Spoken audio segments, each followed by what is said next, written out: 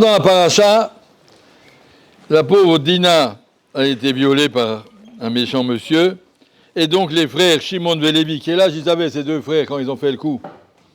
13 ans. Marqué en Misère, ça fait 13 ans, c'était pas des adultes, c'était deux enfants excités, et qui ont décidé, comme vengeance, de massacrer toute la ville. Que dit Yaakov Avinu de cette méthode de sauvage?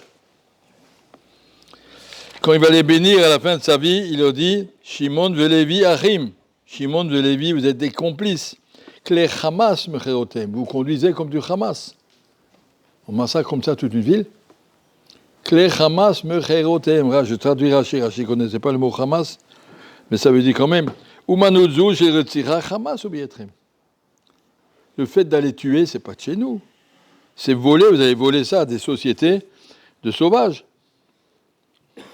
Mais Birkat Esav, c'est chez Esav qu'il y a le droit qu'on vit sur la force militaire. Zoumanu Tchelo.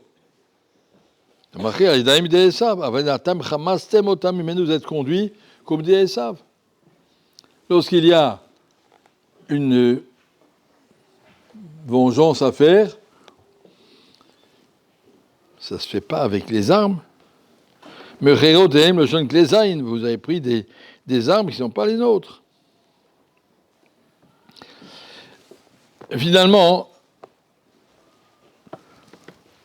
dans la suite, dans Parashat Vaïchi encore, Yaakov Avinu, quand il bénit Yosef, il lui dit Va'ani natati lecha shechem achat alachecha.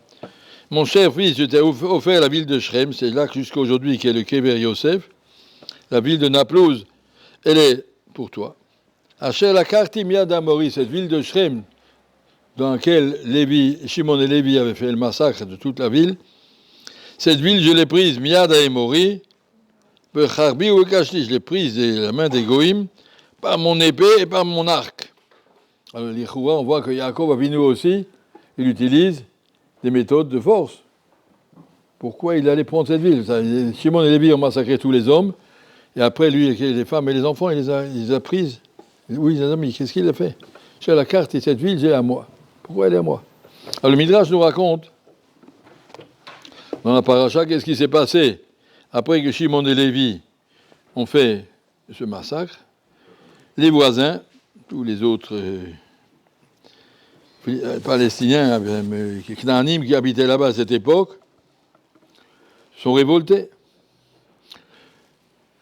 Loya Avinu Yaakov, dit le Midrash, Yaakov Avinu ne voulait sûrement pas que ses enfants fassent un truc pareil.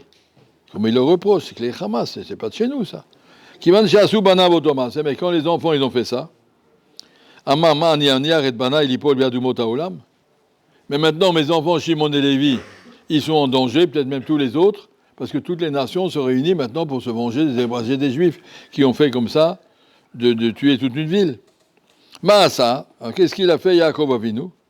Il devait protéger ses enfants, le clan d'Israël qui était là autour de lui, ses 12 enfants.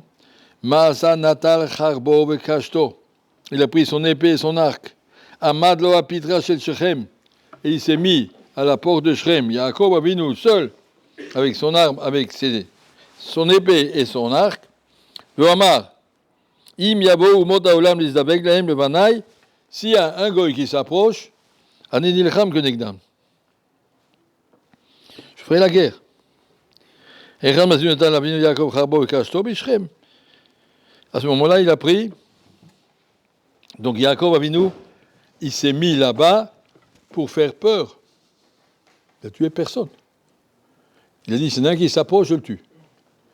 Mais oui, il avait tellement de force, Yaakov Avinu, pour faire peur au monde entier. Chez la carte, avec mon épée ou bekashti, avec ma flèche, avec mon arc. Omer Targum, Rashi le dit, Charbi ou bekashti, bitzloti ou bebaouti. Par ma tfila et par mes tachanounim. J'ai prié devant Akadosh Baruch Hu qui me donne la force de faire peur à tous les ennemis. Il a marqué quand Yaakov est parti, toutes les villes tout autour, ils avaient le respect. On n'osait pas s'approcher. Attention, Yaakov Avinu, il avait par le corps de sa kedusha Et cette fille-là, chez la Kartim Yadei Mori, Becharbi ou Kashti, un juif ne vient pas s'imposer par la force, il vient s'imposer par le respect. On ne te touche pas. C'est Yaakov Avinu, Becharbi ou Bekashti, c'est Bitsloti ou Baouti, par ma tfila et par ma tachanounim, par mes supplications devant Akadosh Baruch Hu. On s'est débarrassé de nos ennemis, on ne s'est pas débarrassé par les armes. Akol, Kol Yaakov, Daim de Esav, c'est Esav qui utilise les armes, nous on utilise la tfila. Le corps du Ham Israël, c'est de savoir se protéger par la tfila, demander à Akadosh Baruch Hu nous aider. Nous, on n'est pas des hommes de guerre, on est des hommes de tfila, de kesher, de vekout b'Hashem, et de dire, si je suis protégé par Akadosh Baruch Hu, je dis la semaine dernière, Abba Bramski avait dit, quand je mets le talit le matin, je dis, B'tsel kenafer nislodan, je me protège sous les ailes d'Akadosh Baruch Hu, je me sens protégé, je sais que je suis protégé, je ne dis pas des choses que je ne crois pas, comme ça on avait dit. La force, c'est d'être capable de sentir que la tfila, elle va beaucoup plus loin que toutes les armes. Le corps de la tfila, que Yaakov Avinu a dit, j'ai conquis cette ville, par Charbi ou Kashti, je l'ai conquise. Comment ?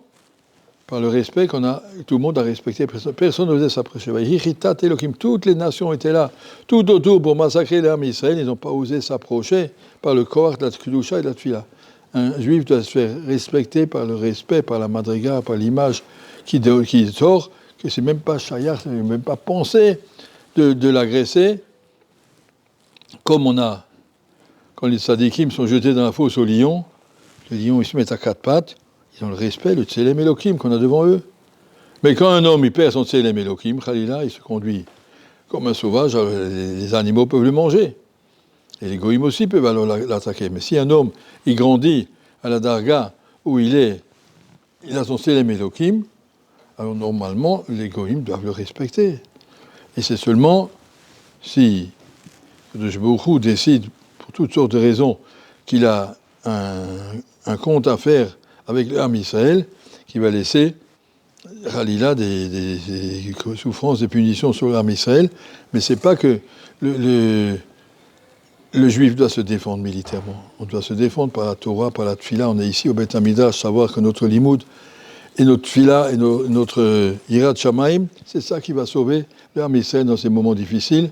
Et c'est seulement comme ça qu'on doit y arriver, et pas essayer de montrer que sur le plan du catch, on est le plus fort des meilleurs catcheurs. Pour dire, si tu me frappes, je frappe aussi.